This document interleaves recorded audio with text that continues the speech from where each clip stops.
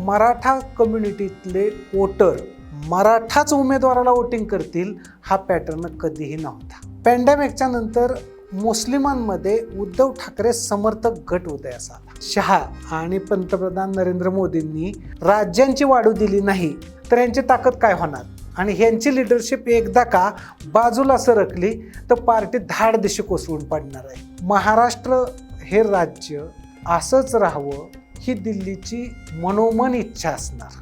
जर ही एक हत्ती देवेंद्र फडणवीसांकडे जरी गेलं तरी देवेंद्र फडणवीसांची आधीच चर्चा झालेली आहे की ते एक पंतप्रधान पदाच्या रेसमधले उमेदवार आहेत. त्यांनी अजित पवार आणि शिंदे हे लॉंग लाईफ फोडलेल्या गोष्टी आहेत. म्हणजे पुन्हा अजित पवार मूळ समूहात किती सहभागी होऊ शकतील. काँग्रेसच्या मतदारांमध्ये द्वंद्व आहे असं नाही, त्यांच्या लिडरशिपमध्ये द्वंद्व आहे.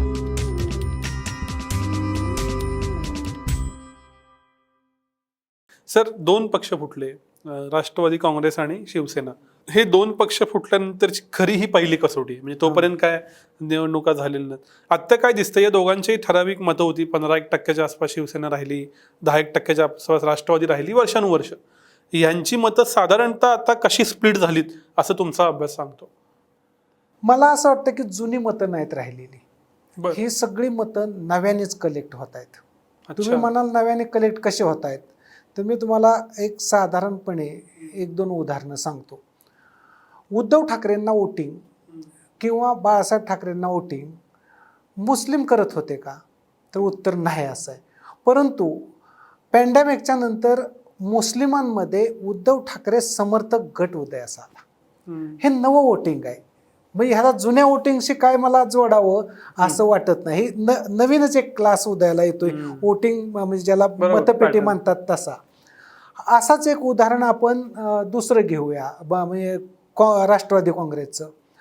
सुप्रिया सुळेला वोटिंग कोण करेल किंवा शरद पवारांना वोटिंग कोण करेल, काय ते निवडून येऊ ना येऊ हा मुद्दा वेगळा आहे.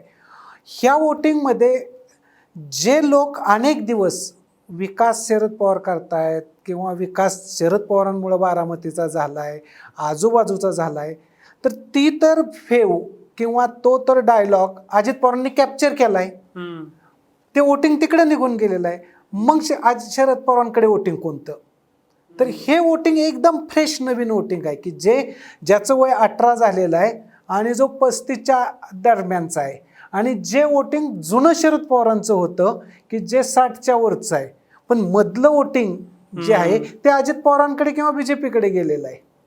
म्हणजे याचा अर्थ जे नवीन वोटिंग आहे हे पूर्णपणेच वेगळं वोटिंग आहे की हे वोटिंग कदाचित ह्यांना स्थिर स्थावर करता आलं तर महाराष्ट्रामध्ये जी स्पर्धा 5 गटांमध्ये किंवा बहुध्रुवीय आहे ती कायमस्वरूपी राहण्याची शक्यता आहे. ती एकध्रुवीय होणार नाही असं सुद्धा एक चिन्ह ह्यातनं दिसतंय. म्हणजे तुम्ही जे म्हणता त्याचा अर्थ काढायचं ठरवलं तर आजपर्यंतचे सगळे संदर्भ, ही याची वोट बँक, ही याची वोट बँक, हा याचा टक्के, हे आता संपलेत. ते सगळं संपलेलं आहे. ह्याचं कारण सांगतो मी. खुद्द नवबौद्धांमध्ये सुद्धा भाजपला वोटिंग देणारा एक वर्ग आहे आणि तो ग्रामीण भागात सुद्धा आहे. घटना बदलणार या मुद्द्यावरती वोटिंग शिफ्ट होणार आहे ते कोणाचं होणार आहे? जे ऍक्च्युली नोकरीत आहेत, ज्यांना ऍक्च्युली असं समजतंय की ह्याच्यामुळं माझं काहीतरी लॉस होणार आहे, ते वोटिंग पहिलं पण शिफ्टेडच होतं. म्हणजे फ्लोटिंगच होतं. ते कधी ह्याला जायचं, बामसेपला, BSPला जायचं, कधी ते बहुजन महासंघाला जायचं, कधी काँग्रेसमध्ये यायचं, तर कधी लोकल एखाद्या नेत्याला कोण मॅनेज करत असेल तर तिकडं शिफ्ट व्हायचं. तेच आता शिफ्टिंग होतंय. पण जे नव्याने BJPनं क्रिएट केलं, म्हणजे जुनं उदाहरण पुण्यातलंच घ्या तुम्ही. पुण्याचा उपमहापौर नवबौद्ध समाजातला दिला होता. हे जे BJPचं कॅल्क्युलेशन होतं, किंवा नागपूरचं त्यांनी घडवून आणले होते की नगरसेवक सगळे नवबौद्ध निवडून आणायचे, तर ह्यातून शिफ्ट झालेली जी गोष्ट होती त्यात बदल नाही झालेला. अच्छा, दुसरा एक भाग महाराष्ट्रात असा जाणवला, त्याच्यावर तुम्ही अधिक उलगडा घ्याल, की महाराष्ट्रातली निवडणूक अधिक जातीवर गेली. विशेषतः जरांगेंचं आंदोलन, मराठा आरक्षणाचा प्रश्न. आत्ता असं म्हणतात ग्राउंडवरनं, ट्विटरवरती लेख येत आहेत की बीडसारख्या मतदारसंघात थेट जातीय अंतर तयार झाले, एकमेकांशी आता व्यवहारही होत नाहीत. इतपत या लोकसभा निवडणुकीमुळे जात प्रबळ झाली आहे. महाराष्ट्रातलं जातीय समीकरण कसं बदललं, काय बदललं, आता काय आहे? मला असं वाटतं, मी आधी पण तुम्हाला म्हणालेलं आहे की भारतामध्ये आणि महाराष्ट्रामध्ये सुद्धा जात 25% खालीच काम करते. परंतु आपल्याकडे जातीव बोलायचं, जातीव चर्चा करायची, ती इतकी करायची की जणू काय मोठं वादळ आल्यागत, आणि त्याचा हा परिणाम होतो. आता मुद्दा असा आहे ह्या सगळ्या प्रोसेसमध्ये, जे लोक मागास आहेत, म्हणजे ओबीसी आहेत किंवा ओबीसीमधला पुन्हा अतिमागास आहे, ते लोक त्यांच्याच जातीला वोटिंग करतात. हा पॅटर्न काही दिवसांचा होता. महाराष्ट्रामध्ये तुम्ही नीट बारकाईनं सूक्ष्म विचार केला तर मराठा कम्युनिटीतले वोटर मराठाच उमेदवाराला वोटिंग करतील, हा पॅटर्न कधीही नव्हता. अच्छा. म्हणजे मी तुम्हाला उदाहरण सांगतो. शिवसेनेला मराठा वोटिंग व्हायचं, भाजपला मराठा वोटिंग व्हायचं, NCPला पण व्हायचं, आणि शरद पवारांना व्हायचं. म्हणजे इथं 4 तुम्ही मोठे गट पाडले तर 25 पडू शकतात, परंतु हे सोडून सुद्धा बाहेर जायचे लोक. म्हणजे उदाहरणार्थ आपल्याकडे शेकपमध्ये पण मराठा गेलेत. म्हणजे हा मुद्दा घेऊन तुम्ही बीडला गेला तर तुम्ही बीडला आज सर्वे केला तरी तुम्हाला मराठा 25% किंवा 20% तरी भाजपकडे वोटिंग आजही करताना दिसतील. आणि भाजपसाठी वोटिंग मागायला उदयनराजे भोसले आणि अजित पवार सुद्धा गेलेले दिसतील. ह्या बेसवरती जर बघायला गेला तर तिथं जातींमध्ये तीक्ष्ण 36चा आकडा आला, हे विधानच रॉंग ठरतं. याच्या उलट मी उलट विधान सांगतो तुम्हाला.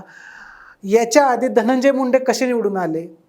मुंडे हे वंजारे आहेत, त्यांना कोणी निवडून आणलं? तेव्हा पंकजा मुंडेंना तर वोटिंग वंजाऱ्यांचं गेलंच असणार आहे, म्हणजे मराठ्यांनी त्यांना निवडून आणलं होतं. मग तेव्हा त्या मराठ्यांना तुम्ही या बेसवरती ते वंजारे झाले असं म्हणू शकत नाही. त्यांनी त्यांचा रॅशनल निर्णय घेतला होता, असा त्याचं उदाहरण होतं. आणि दुसरं हे पण उदाहरण आहे, काही वंजारी तोडून त्या पंकजा मुंडेंकडून धनंजय मुंडेंकडे आले, तेव्हा तुम्ही जातीशी गद्दारी केली असं त्यांना म्हणू शकता का? तर नाही म्हणता येत. म्हणजे याचा अर्थ ह्या दोन्ही प्रोसेस एका वेळेस घडतायत, फक्त आपण बाहेर बोलताना वेगळं बोलतोय आणि ग्राउंडवरती ते लोक कृती करतायत तेव्हा त्यांना प्रचंड त्रास होतोय, कारण त्यांना तिथं लोक वाईट बोलणारच. म्हणून मला वाटत नाही की ही सगळी घटना फार मोठी परिणाम करणारी आहे. याच्यात भाजपच्या दृष्टीनं पुन्हा 2 खेळी खेळलेल्या दिसतात महाराष्ट्रामध्ये, ज्याचा तुम्ही उल्लेख केलात. त्यांनी अत्यंत चतुराईनं आपल्या बहुतांशी लढती या एकतर काँग्रेस विरुद्ध आणल्या आणि मग त्यातल्या त्यात राष्ट्रवादी काँग्रेस शरद पवार गटाविरुद्ध आणल्या. एखाद दुसरी लढाई शिवसेना विरुद्ध भाजप आहे, एखादी मुंबईत आहे किंवा एखादी सांगलीसारख्या ठिकाणी आहे की जिथं त्याला प्रॅक्टिकली काही असा अर्थ नव्हता. तर हे केल्यानं काय घडलं?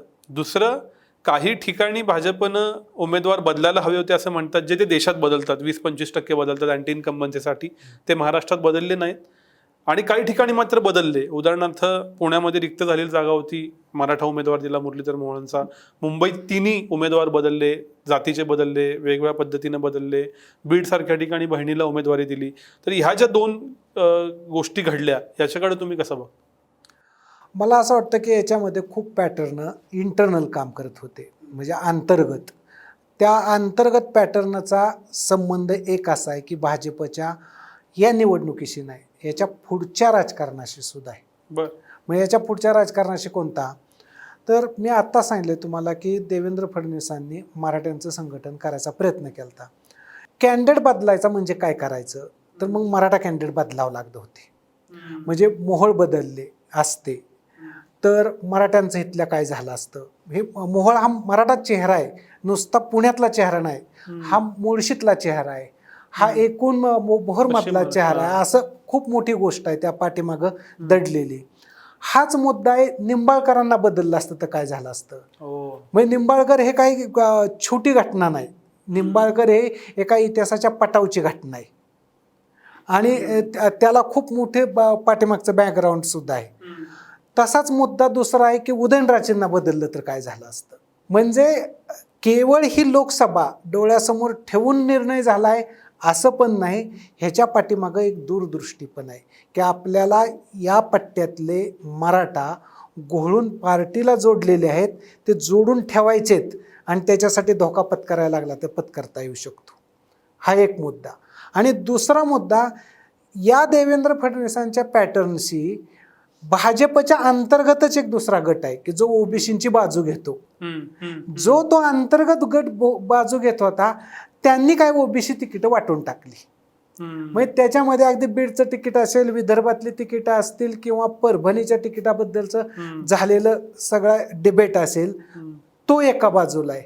परंतु इथं मुद्दा यातून एकच क्रिएट होतोय, ओबीसी आणि मराठा यांच्यामध्ये कसा तडजोड घडवायची किंवा चर्चा कशी घडवायची.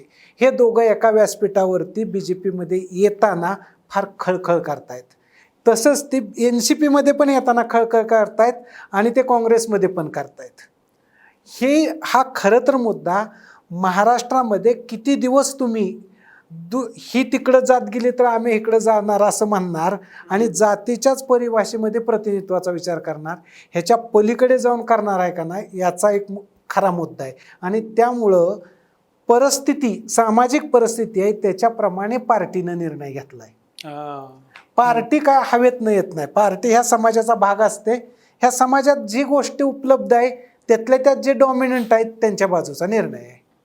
म्हणजे याचा अर्थ असा काढायचा का, फडणवीसांची मराठा कॉन्फेडरेशनची लाईन आजही शाबूत आहे आणि ते त्याच्यापासून दूर जात नाही. फडणवीस त्या लाईनवरती प्रयत्न करतायत आणि त्यांना ते कन्फर्म दिसत आहेत मला की या लाईनने गेलं तर महाराष्ट्रामध्ये आपल्याला विधानसभेच्या काही जागा वाढू शकतात किंवा बहुमत मिळवता येऊ शकतं आणि राज्याचं राजकारण हे घोळून BJPकडे आणता येतं. कारण बहुमत मिळवणं हे एक छोटी गोष्ट आहे, परंतु राजकारण घोळून आणणं ही लॉंग पल्ल्याची गोष्ट आहे. आणि लॉंग पल्ल्याची गोष्ट त्यांनी करताना तुम्ही अजून नीट दोन गोष्टी बघायला जोडून, फक्त हे तिकीट वाटपाचा मुद्दा मी म्हणत नाही, त्यांनी अजित पवार आणि शिंदे हे लॉंग लाईफ फोडलेल्या गोष्टी आहेत. म्हणजे पुन्हा अजित पवार मूळ समूहात किती सहभागी होऊ शकतील जरी NCPला काय चांगल्या जागा मिळाल्या किंवा शिवसेनेत सुद्धा शिंदे किती जाऊ शकतील. म्हणजे याचा अर्थ असा होतो की एक चेहरा आपल्याला BJPत सामील करता येत नाही तर BJPच्या बाहेर ठेवायचा. आणि अजित पवार आणि शिंदे यांना त्यांनी BJPच्या बाहेर ठेवून आपली B टीम म्हणून डेव्हलप केलं मराठा कॉन्फेडरन्सीचं आणि त्या पद्धतीनं त्यांनी ही निवडणूक लढवली. आता यातून यश अपयश येण्याचा वेगळा मुद्दा आहे, परंतु कायमस्वरूपी जोपर्यंत देवेंद्र फडणवीस राजकारण करतील आणि हे दोन नेते राजकारण करतील तोपर्यंत ह्या दोघांचं मराठा पॉलिटिक्स आणि देवेंद्र फडणवीसांचं पॉलिटिक्स ह्यांच्यामध्ये एक समझोताच झाला आणि तो कधीही मोडला जाणार नाही इतका कन्फर्म झालेला आहे. राईट. मग अशा वेळेला जे तुम्ही दोन जुने पक्ष म्हणालात, विशेषतः शरद पवार, उद्धव ठाकरेंबद्दल आपण बोललो, ते याला काय काउंटर पॉलिटिक्स करतात?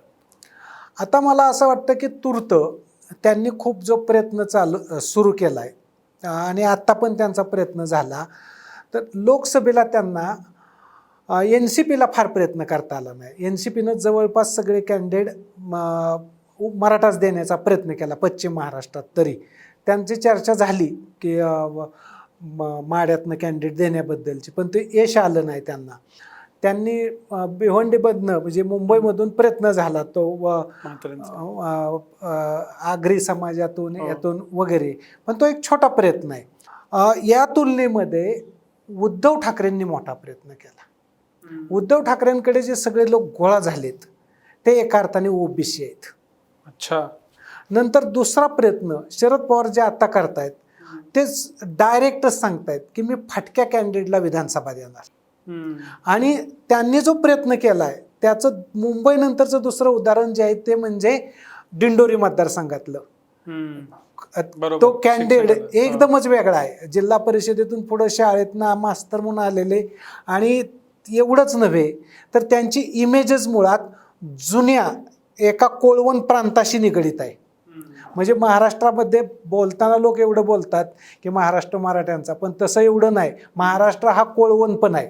म्हणजे तुम्ही जर नीट बघितलं रामनगरपासून ते थेट सिंधुदुर्गापर्यंत तर कोळ्यांचा काय दबदबा आहे हे कळून येतं. आणि ह्यातनंच तुम्हाला ते तिथलं दिंडोरीचं दिसतंय, इथलं रायगडमधलं चित्र दिसतं. म्हणजे एकूण त्या पट्ट्यावरती जर बघितलं तर ह्यांचा भर हा ओबीसींना एकत्र आणण्याचा आहे आणि त्या बदल्यात वरती मराठा पाठवायचे, खाली ओबीसी ठेवायचे आणि ह्या दोघांमध्ये एकत्रीकरण घडवण्याची एक व्यूहरचना आखतायत ते. अच्छा, पण मग यांचं पॉलिटिक्स, विशेषतः शरद पवारांचं पॉलिटिक्स आणि उद्धव ठाकरेंचं पॉलिटिक्स कसं इव्हॉल्व्ह होत जाईल विधानसभेला? आता तर ठीक आहे, लढाई तिघं एकत्र होते, ऍस्पिरेशन्स बऱ्यापैकी मॅनेज करता आल्या की एकाला एक लढाई देण्यात आली, वंचित फारसं चाललं नाही या सगळ्यामुळं. पण विधानसभेला असं नसेल ना, जसं तुम्ही म्हणाल तसं प्रत्येकाचे ऍस्पिरेशन असतील. 6 जण लढली तर 25-30 हजार म्हणजे हजार मतात सीट निघेल. अशा वेळेला कसं मॅनेज होणार आहे?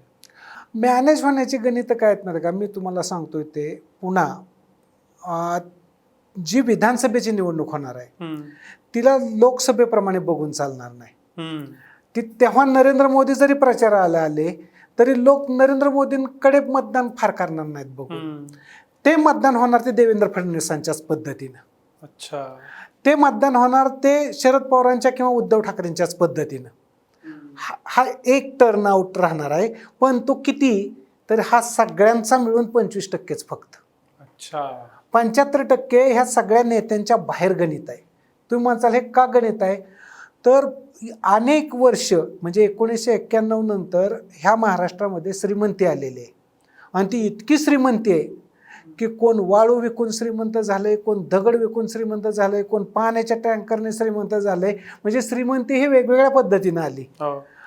ही जी श्रीमंती आहे यातून 5 तरी घरं अशी आहेत की ते हमरी तुमरीवरती आहेत आणि समान मत आहेत. म्हणजे उदाहरणार्थ तुम्ही पाटणचं उदाहरण घ्या, एका बाजूला पाटणकर तर दुसऱ्या बाजूला संभूराज आहेत. त्यात किती मध्ये होतंय 10,000 दोघांची मतं बदलत आहेत का? ही मतच जर बदलत नसतील तर ह्यांच्याकडेच 75% निवडणूक आहे. मग ही 75% निवडणुकीला हे 25% किती भर घालतायत त्याच्यावरती निवडणुकीचं विधानसभेचं गणित असतं. मग तिथं पार्टी वेगळ्या पद्धतीने चालणार, नेता पण वेगळ्या पद्धतीने चालणार आणि तिथं पैशा पाण्याचा जरी वापर केला तरी वोटर इतके बांधील आहेत की कन्फर्म नो चेंज असं म्हणण्यासारखी परिस्थिती आहे. सर, या सगळ्यात एक मुद्दा आपला बोलायचा राहिला तो म्हणजे काँग्रेसचा. काँग्रेस 17 जागा लढवतोय आणि खूप जागा त्यांनी फाईटमध्ये आणल्यात. तिथले लोकल प्लेयर जे तिथले असतात लीडर ते तिथं लढताना दिसत आहेत. लातूर सारखी सीट आहे, नांदेड घासवणे असं म्हणतात, कोल्हापूर जिंकते असं म्हणतात, सांगलीत विशाल पाटील जे काँग्रेसमधून फुटून अपक्ष लढत आहेत ते जिंकायचे जवळ आहेत असं म्हणतात. तर या सगळ्या गणितात महाराष्ट्रातल्या काँग्रेसचं काय स्थान आहे? ते अधिक बळकट होत चाललंय का? जसा स्थिर पक्ष एक भाजप आहे तसा स्थिर पक्ष म्हणून काँग्रेसकडे बघितलं जातंय का? काय घडतं आजच्या क्षणाला? मला असं वाटत नाही की काँग्रेस स्थिर पक्ष आहे. याची मी तुम्हाला 1-2 उदाहरणं सांगेल. शाहू महाराज लढले तर शाहू महाराजांच्या पाठीशी बंटी पाटील होते. दुसरा मुद्दा, बंटी पाटील दिल्लीच्या काँग्रेसशी किती संबंध ठेवून आहेत किंवा तिथं प्रचाराला दिल्लीतनं कोण आलं, ह्याची जर नीट उत्तरं पाहिली तर बिन्नीच्या नेत्यांशी त्यांचा असेल अंतर्गत कनेक्ट, परंतु लोकांना दिसणारा कनेक्ट किती आहे? हाच मुद्दा सांगलीतला घेतला आपण. त्यांनी बंडखोरी केली, परंतु मग काँग्रेसला उद्धव ठाकरेंचं त्यांचं इतकं चांगले संबंध होते तर बोलणी का करता आली नाही? आणि नंबर 2, समजा ती बोलणी करून जागा मिळवली असती तर तेव्हा जिंकता आली असती का? तर तेव्हा जिंकता नसते आली. आता ही प्रश्न एक पेचप्रसंग निर्माण झाल्यामुळं स्पर्धेत आलेली जागा आहे. हाच मुद्दा घेऊन तुम्ही सोलापूरला गेला तर सोलापूरची जागा कशी लढवली जाते? तर ह्याचं उत्तर असं आहे, कर्नाटकमधून किंवा खाली आंध्रामधून जे लोकांचा तिथं ओघ आलेला आहे आणि लोक सगळ्या वेगवेगळ्या बँकांमध्ये किंवा सहकार क्षेत्रामध्ये आहेत, त्यांचं तिथं शिंदेंनी एकत्रीकरण केलेलं आहे आणि मग ते निवडणूक लढवत आहेत. म्हणजे किती अवघड जाते तुम्ही कल्पना पहा. दिल्लीहून येऊन निवडणूक जिंकणं आणि लोकली निवडणूक जिंकणं ह्यात खूप फरक आहे. विदर्भामध्ये तुम्ही म्हणालात तर देवेंद्र फडणवीसांच्या लक्षात आलं की कुणबी विरोधात चाललेत, मंत्रिमंडळ बदलायला पाहिजे. मंत्रिमंडळ जर बदलायला परवानगी दिल्लीनं दिली असती तर कदाचित तुम्हाला विदर्भातल्या काही जागा काँग्रेसकडे जाणाऱ्या वाचवता पण आलेल्या असत्या.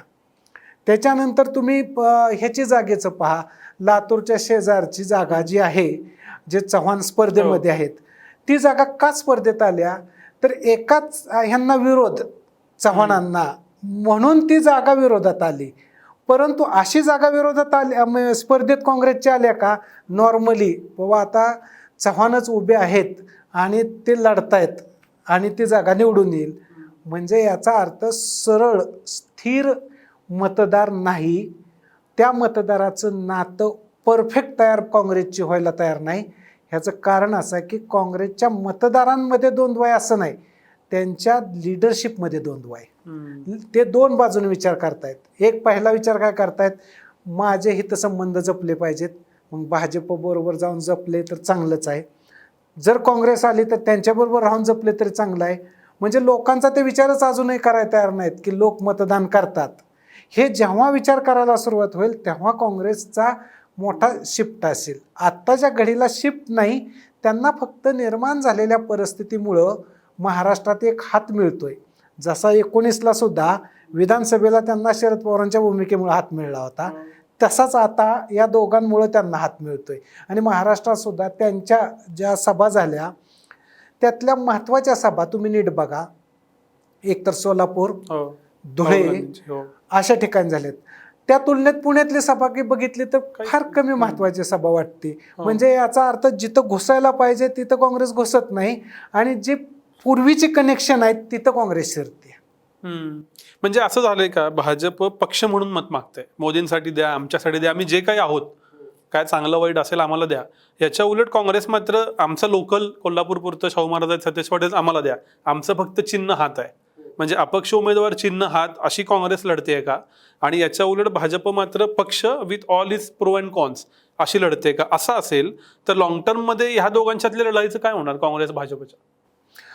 काँग्रेस आणि भाजपतली लढाई आत्ताच्या क्षणाला तरी खूप वीक आहे, परंतु ही लढाई पुढं काँग्रेस बाजी मारू शकते.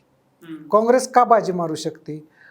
आज भाजपची ताकद एवढी वाढली का, तर माझ्या अंडरस्टँडिंग प्रमाणे 2014ला 138च्या आसपास ताकद होती लोकसभेची, ती पुढं वाढत वाढत जाऊन 180 झालेली आहे. 180च्या पुढची जी ताकद आहे ते सगळ्या पार्ट्यांमधनं शिफ्ट होऊन आलेली आहे. बरोबर. जर का ह्यांची लिडरशिप म्हणजे शहा आणि पंतप्रधान नरेंद्र मोदींनी राज्यांची वाढू दिली नाही तर ह्यांची ताकद काय होणार? आणि ह्यांची लिडरशिप एकदा का बाजूला सरकली तर पार्टी धाड दिशी कोसळून पडणार आहे. म्हणजे यांनी देवेंद्र फडणवीसांना ताकद दिलीच नाही, यांनी तिकडं उत्तर प्रदेशामध्ये योगींना ताकद दिली नाही, किंवा त्यांच्या आत्ता राज्यांमध्ये वेगवेगळ्या मुख्यमंत्री बदलले तिथं ताकद दिली नाही, किंवा जे कर्नाटकात घडलं. म्हणजे याचा अर्थ एवढा मोठा इमला दोनच खांबावरती उभा असणारा, ते दोन खांब जर डळमळायला लागले तर अख्खा इमला ढासळू शकतो. आणि अशा वेळेस हे जहाज बुडतंय म्हणल्यानंतर ह्यातले चाणाक्ष लोक काँग्रेसचाच रस्ता पकडणार. त्याच्यामुळं काँग्रेसचं काय तर ह्यांचं काय होतंय त्याच्यावर काँग्रेसचं काय डिपेंड आहे. शेवटच्या टप्प्यातले प्रश्न, शेवटचा किंवा पेनल्टीमेट तो असा की ह्याचा जो काही निकाल येईल 4 जूनला, त्याच्यानंतर काय भविष्य वाटतं महाराष्ट्रापुरतं प्रत्येक नेत्याचं आणि पक्षाचं? मला असं वाटतं की महाराष्ट्रामध्ये कुठल्याही पक्षाला बहुमत मिळेल असं अजिबात चित्र नाही. म्हणजे एक पक्ष तर कदापि बहुमत मिळवू शकत नाही. म्हणजे अगदी आत्ता ह्या सिच्युएशनमध्ये 2.5 वर्ष ज्या पद्धतीने देवेंद्र फडणवीसांना खुले मोकळेपणाने काम करता आलेलं नाही, त्याच्यामुळे त्यांना त्यांची ताकद मोठ्या प्रमाणात वाढवता आली नाही. त्यामुळे त्यांची ताकद आज जी 100च्या थोडीशी वरती आहे ती तिथं किंवा त्याच्या थोडी बहुत खाली 90-100 असे कुठंतरी रेंगाळतच राहील. त्यामुळे त्यांना पर्याय नाही आघाडीशिवाय काय करण्याचा. हा एक मुद्दा. आता याचा फायदा कुणाला होण्याची शक्यता आहे तर याचा सर्वात जास्त फायदा उद्धव ठाकरेंना होणार आहे. आणि त्याच्यानंतर 2 नंबरला 3 नंबरची पार्टी NCP असेल आणि 4ला काँग्रेस जाण्याची शक्यता आहे. आणि यानंतर शिंदे आणि अजित पवारांच्या जागा ह्या फार महत्त्वाच्या जागा नसतील. म्हणजे त्यांच्या आता जागा एवढ्या कमी होतील की त्यांच्याशी वाटाघाटी करायला भाजप तयार झाली तर कुठल्या गोष्टीवरती, तर 42 जागा पाहिजेत आपल्याला बहुमतासाठी किंवा 45 जागा पाहिजेत. त्या 45 जागांपुरती ती चर्चा असेल आणि ते स्टेबल सरकार टिकवण्यापुरती चर्चा त्या दोघांशी असेल. म्हणजे त्यांचं राजकारणातलं महत्त्व त्या दोन्ही पार्ट्यांचं ह्या 3 पार्ट्यांच्या नंतर 4-5व्या नंबरचं राहील. म्हणजे ह्यांचंच मुख्य हे राहील. आता यातून मुद्दा क्रिएट होईल, जर काँग्रेस नीट प्रगती करू शकली आणि तिच्या प्रगतीचे 2-3 प्लेसेस आहेत. एक आदिवासी बेल्ट, दुसरं एससी मतदारसंघ. तिथं जर तिनं प्रगती केली तर भाजपला मोठा फटका आहे. कारण भाजपचं सर्वात बळ हे आदिवासी बेल्टमध्ये आहे, एससी मतदारसंघांमध्ये आहे. इतर मतदारसंघांमध्ये स्पर्धा होणार, पण त्या कशा होणार की जिंकल्याच जाणार कोणतरी ज्याची जे आहेत ते. परंतु तिथं तसं नाही होणार. तिथं ज्याच्या आहेत त्या जागा हातच्यात जाणार आहेत. अच्छा. म्हणून आदिवासींमध्ये आणि एससी जागांवरती हे काय करतायत ह्याच्यावरती एक गणित डिपेंड आहे. म्हणजे बीजेपी किती खाली येणार किती वर जाणार त्याच्याबद्दलचं हे त्यांच्या भविष्याचं एक उत्तर आहे. आणि पुढचा एक महत्त्वाचा भाग आहे, महाराष्ट्र हे राज्य असंच राहावं ही दिल्लीची मनोमन इच्छा असणार.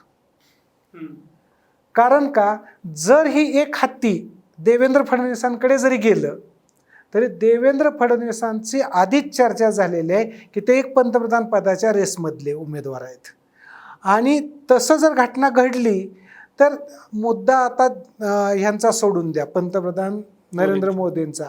परंतु अमित शहा खुद्द स्पर्धा करत नाहीत असं नाही. म्हणजे त्यांचा जो ताणतणाव वाढतोय त्या ताणतणावाचं हे एक लक्षण आहे. आणि आपल्याला सहज सिम्बॉलिकली किंवा बॉडी लँग्वेजमधनं दिसतं की गडकरींच्या प्रचाराला योग्य आले, ह्यातून कुणाचं कॅल्क्युलेशन, कुणाचे गट आहेत, सुप्त गट आहेत हे तर उघड होतं. ह्याच्यामुळं महाराष्ट्र याच्यापेक्षा जास्त मोठा व्हावा अशी मूळ बीजेपीचीच इच्छाशक्ती किती आहे हे पण पाहावं लागेल तपासून. पण मग या सगळ्यामध्ये एकनाथ शिंदे आणि अजित पवार ज्या दोघांनी एवढं मोठं बंड केलं, त्यांना त्यांचं ड्यू मिळणार आहे का नाही? त्यांना त्यांचं ड्यू असं पण मिळू शकतं. म्हणजे हे शेवटचा जो मुद्दा आहे माझा की देवेंद्र फडणवीसांना पण सांभाळायचं आणि ह्या दोघांनाही सांभाळायचं. तर जेवढ्या जागा ह्यांच्या येतील तेवढ्या येतील, त्या दोघांमध्ये एकमत घडवून आणायचं आणि त्या दोघांपैकी एकाला मुख्यमंत्रीपद देऊन टाकायचं. म्हणजे अशी सुद्धा व्यूहरचना ते आखू शकतात. पण ती इटोपिया असू शकतो. ॲक्च्युली ती वस्तुस्थितीत घडणं हे निवडणुकीनंतरची घटना आहे. म्हणजे ते माझ्या मनातले काहीतरी मांडे आहेत असं त्याचा अर्थ व्हायला नको. सर, शेवटचा प्रश्न. महाराष्ट्रातल्या 5ही फेजच्या निवडणुका झालेल्या आहेत. ठीक आहे, रिझल्ट जवळ आहे, तरी सुद्धा काय गेस वाटतो तुम्हाला? काय आकडे येतील? महाविकास आघाडी, महायुती, काय नंबर्स असतील असं वाटतं? मी पाठीमागं पण म्हणजे पहिल्या फेजपासून म्हणतोय की साधारणपणे 24 जागा दोघांना येण्याच्या शक्यता आहेत, दोन्ही आघाड्यांना. परंतु मधल्या काळामध्ये मी चर्चा झाल्या त्या चर्चावर नाही विश्वास ठेवत. जी स्पर्धा रंगली ती फार क्लोज येऊन ठेपली. आणि ती क्लोज किती आली तर समजा ज्यादा नाही 10 जागा जरी क्लोज झाल्या तर त्या 10 जागा एकाच बाजूला शिफ्ट होणार आहेत कुठल्या तरी. अच्छा. म्हणजे ते गृहीत धरा की त्या जागा भाजपकडे NDAकडे शिफ्ट झाल्या तर 10चा डोबळा पडणार आहे. हो. आणि त्या उलट्या शिफ्ट झाल्या तरी 10चा पडणार आहे. म्हणजे क्लोज जिथं आहे त्या क्लोजचं गणित आत्ता कुणालाही सांगता येणार नाही. किंबहुना याच्याबद्दल वोटिंग ज्यांनी केलेलं आहे त्यांनाही काय सांगता येत नसेल. जे ह्यातले निवडणुकीतले तज्ज्ञ आहेत त्यांनाही काय सांगता येत नसेल. आणि ह्याच्या पाठीमागं जी अदृश्य फॅक्टर असतात ते खूप काम करतात. आणि मी तुम्हाला ह्या निवडणुकीच्या विश्लेषणात हे पण म्हणालेलं आहे, एकनाथ शिंदे आणि अजित पवार हे दोघंही इलेक्ट्रोल मेरिट असणारे लोक आहेत. इलेक्ट्रोल मेरिट असणाऱ्याच लोकांना कधीही तिकीट दिली जात होती. ते निवडणुका लढवत आहेत म्हणजे त्यांनी ह्या 10 जागा अशा क्लोज आणून ठेवलेत की त्या कुठल्याही बाजूला झुकू शकतात. म्हणजे ह्या 24च्या व्यतिरिक्त ह्या 10चं तुम्ही नीट समजून घेतलं त्याच्यावरती सगळा आकडा पुढं. म्हणजे कुठल्याही गटाला 34 ते 14 एवढी व्हेरिएशनची आता शक्यता खूप आहे. खूप शक्यता आहे. एवढी व्हेरिएशन होऊ शकते. क्या बात आहे. निवडणूक तर रंगतदार आहेच, पण ती का रंगतदार आहे याचे इतके अँगल समजले. खूप दिवसानं आपण बोललो आणि अत्यंत फुलफिलिंग चर्चा झाली. परत परत बोलत राहू, पण इथंच थांबूया. धन्यवाद. धन्यवाद.